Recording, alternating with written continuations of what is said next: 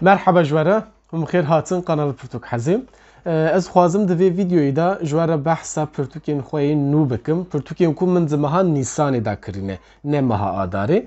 Her çiqas hê meha Nîsanê xilas nebe jî, di vê mehê de min hin pirtûk, çend pirtûk kirîne. Ez ê danasîna van pirtûkan bikim. Hê min nexwendine ji ber ku nû kirîne, em bijin li bernameyê hatine zêdekirin wê bên xwendin falan bêvan. Dixwazim destpêkê de bi Ulyesê dest pê bikim. Weke hûn zanin romana James Joyce Ulyes. Ev êdî bi Kurdî kurmancî ye. Ev çapa taybet e. Ev ji bo min diyarî bû, min nekirî. Birayê min ji bo rojbûna min wekî diyarî ew kir. Axir me bi zorê da diyarî kirin. Yani em bêjin meha Nîsanê de pirtûka ku herî zêde ez li benda wê bûm ku ez bikirim. Romana Ulyesê ya James Joyce bû. Piştre min kîjan pirtûk kirîne, ez dixwazim behsa wan pirtûkan bikim. Dîsa ev pirtûkek ser Dîwana Ehmedê Xanî, weke şerha Dîwana Ehmedê Xanî, felsefe û jiyana wî, nivîskar Abdurrahman Durre, ev jî ji weşanxaneya Avestayê hatiye çap kirin. Pirtûkeke wisa ye. Ev jî demek dirêj û ez ben li pey şopa vê berhemê bûm. Min ji sihafekê ev peyda kir. Li ser nadir kitabê hûn jî dikarin peyda bikin ji xwe re. Piştre di vê mehê de min hin pirtûkên biborin Ciwanmerd Kulek kirin. Ew pirtûkên ku Ciwanmerd Kulek min sê heb pirtûkên wî kirin. Ev jî ji weşanxaneya Avestayê hatine çap kirin. Defterên Perîdankan Ciwanmerd Kulek, nameyek ji Xwedê re û çar yek. Ev jî pirtûkên Ciwanmerd Kulek de roman û çîrokek bû. Romana Kovan Baqî Heteroglosiya ji weşanxaneya Ronahî ev hatiye çap kirin. û ji weşanxaneya Avestayê dîsa ev pirtûkên nû derketin. Belkî haya we jî ji wan heye. Pirtûkên nû min kirîn. Ji vanan sê hebên nû ji weşanxaneya Avestayê. Ev de heb nû derketin. Adin ne nû derketiye? Ev 2020 da ev pirtûka helbestan ya Rizgar Elekez xunçeyên heyamê a helbestan e. Ev de pirtûkên herî dawî ji Avestayê derketin. A yek ey Reqîb Dîwana Yunus Rauf ya Dildar hûn zanin ev Camêr nivîskarê siruşta netewî ya Kurdan e ya ey Reqîb e. Ev jî dîwana wî ye. Ev jî bi tîpên latînî ji weşanxaneya Avestayê hatiye çap kirin.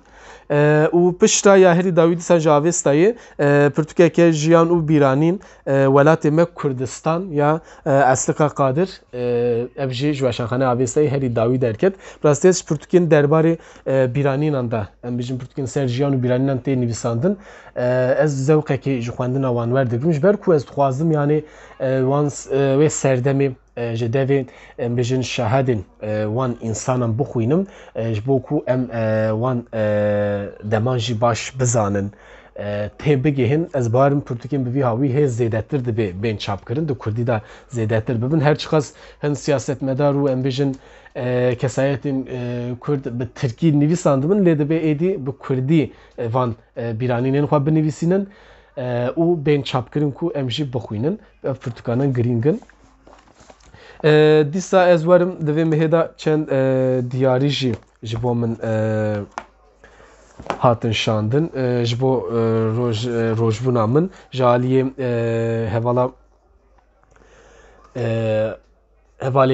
hevaleke hêja ser Instagram em hev dişopînin. Ji me re ya Baye ya Barane ya Ayşe Berawî ev jî helbestên Mamoste Ayşe ne ji weşanxaneya lîsê hatiye çap kirin. Yek ji bi navê Gulistan ya Şêx Sadî Şîrazî, ev jî ji weşanxaneya wê em binêrin biborin Nûbiharê ye. Ev ji Nûbiharê hatiye çap kirin. Ew jî diyarî bûn. û piştre pirtûkek Migirdiç Margosyan bi navê Taxa Filla ji weşanxaneya Arasê hûn zanin Migirdiç Margosyan nivîskarekî Ermen bû. ne be Ermeni nivîsanı bu, Ermen bu eki ji taxa filan em bijin taxa filan Amedeye li wir zaroktiya wî derbas piye lê pişta çû Amerîkayê tevî malbata xwe ji ber em bijin zor û zextên ku diwan serdeman dan ser yani çi ji aliyê cemaeta Kurdan jî belkî dibû lê bêtir ji aliyê em bijin dewletê ve mixabin wisa dikir ku hemî kêm hemî reng û dengên Kurdistanê bi rastî tune bike û tevî jî Kurdan tê de mixabin. Pişta dîsan romaneke Kovan Baqî ya bi navê Aporiya ji weşanxaneya nayê hatiye çapkirin. Bi rastî romanên Kovan Baqî hêjan e û gelekî xweş in ji bo xwendinê.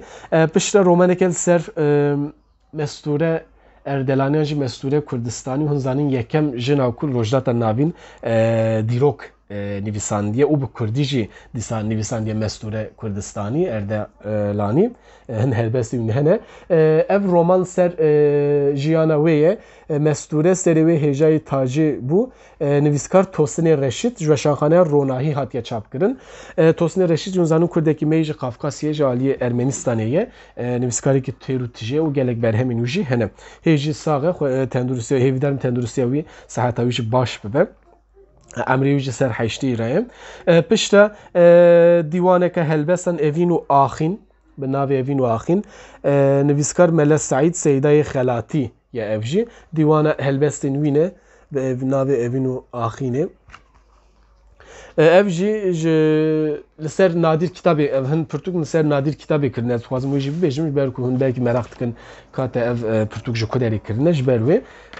Ev pirtûk pişta pirtûkeke helbestan ya Mamoste Zahir Kayan bi navê Hiç Sîya ji weşanxaneya Nûbarê hatiye çapkirin. Li ser ewka sıfırê piyê em bijin hatiye nivîsandin helbestên Mamoste me hê nexwendiye. Wê rojê tevlî civîna ewke bû civîn hebû li medya kitabê bêl Stenbolê em li wir jî tevlî gotûbêja Mamoste Zahir Kayan bûn. Bi rastî gotûbêjekî gelekî xweş derbas bû. Ev jî bi îmze ev pirtûk min ji da îmze kirin. Spasiya xwe ji bo Mamoste rê dikim. Pişta dîwana Osman Sebrî ji weşanxaneya Perî ev hatiye çapkirin. Dîsa ev jî ji nadir kitabê min kirîbû. Kenin Hinnekirî romanek bi navê Kenin Hinnekirî nivîskar Dewran Evdirrehîm ji weşanxaneya Arê ev jî hatiye çapkirin. Romaneke bi vî hawî ye. Pişta li vir jî pirtûkeke ji aliyê dîsan weşanxaneya Dozê ev jî ji weşanxaneya Dozê bi navê Danezana Gerdûnî ya mafê mirovan weke hûn zanin. Bi Kurdî, İngilîzî, Fransî wî Erebî û Tirkî bi çar bi pênc zimanan tiştekî wisa a mafê mirovan hatiye çapkirin. Bi rastî dibe bê xwendin yani bê xwendin ev girîng e. Pirtûkeke Kurd e ev ne pirtûkek xwe ev em bijin derbarê mafê mirovan da a gerdûnî da hatiye bo Kurdî hatiye wergerandin. Pişta ji Tirkî em bijin romanek bo Kurdî hatiye wergerandin. Nivîskarê wî jî ez bawerim Kurdeş xwe lê mixabim Tirkî nivîsandiye. Ayetên li can nivîsandî li ruh nivîsandî can axir nizanim wergera wî çi qas bike. Wergera wî Lal Laleş xwediyê weşanxaneya lîsê belê Lal Laleş wergera wê ji Tirkî bo Kurdî kiriye. Ji ber ku Lal Laleş jî her çi qas bi Kurdî û Tirkî jî dinivîse. Mixabim Tirkî jî dinivîsîne. Divê derbarê wê de hin îtirazên min hene lê axir em niha ser wê ranawestin. Ev jî ji weşanxane Doğan kitap. Ev weşanxaneyeke Tirkî ye bi Kurdî ev weşandiye. Pişta dîsan pirtûkeke Mamoste Zahir Kayan ev pirtûkeke wî ye gelekî kevne. Pirtûka wî ez bawerim ya ewileyan ya duyemîn e zirin nizanim. Destanek ji bihişta winda ev jî helbestên wî ne. Mamoste bi taybet ser helbestan radweste helbestan dinivîsîne.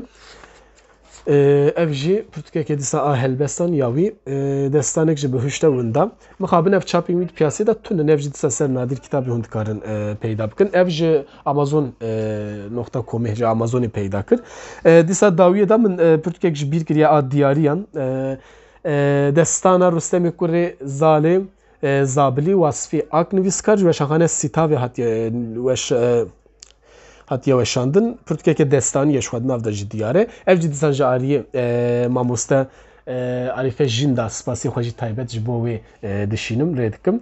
Ev sê pirtûk Gulistan ev pirtûk û ya Ayşena ya Ayşena beraviya baya ber helbest ev hersi Portugal'ın diyari min kiribun mala ve ava spasiya bitmiş bo rojbuna min diyari kiribun spasiya hoş bo mamustecir etkim bi hawi min xwest Portugal'ın ku min zemaha Nisan'e da kirrine ez wan Portugal danasina wan bikim weke pêşniyaz jiş bo we videoyekî Kurd çê bikim bi vî hawî hatim dawiya vê videoyê jî hem me xelas nebûye wê hem Portugalê din jî bikirim çend Portugalîn 1 2 3 4 5 6 7 8 9 10 11 12 13 14 15 16 17 18 19 20 21 22 Portug di meha Nîsanê de min li pirtûkxaneya xwe zêde kirine heta dawiya me heye hin Portugalê din zêde bikin bi xatirê we li xwe baş binêrin.